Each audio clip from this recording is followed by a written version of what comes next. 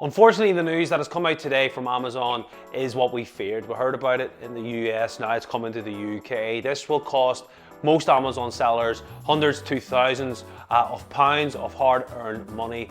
They are changing their small light fees to something else, which we'll get into in this video. Welcome back to the channel, guys. A great disappointment. This is something that we've covered before and we're talking about again. Let's get straight to it.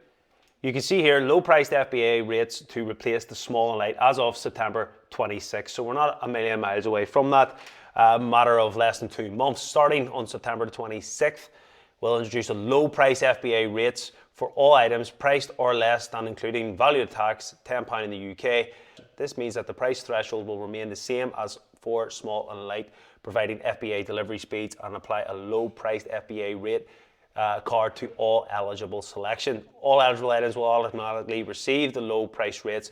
With this change, we'll close the small and lights program effective of September when the new low price FBA rates go into effect. Until then, S&L enrolled items will continue to have the right rates.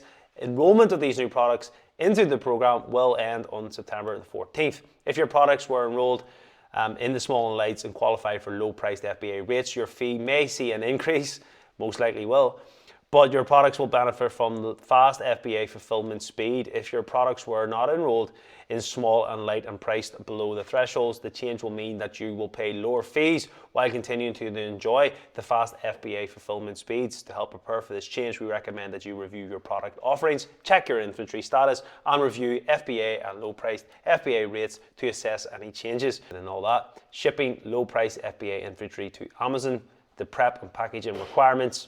So you can see here, small envelope, what types of size, all the different parcels.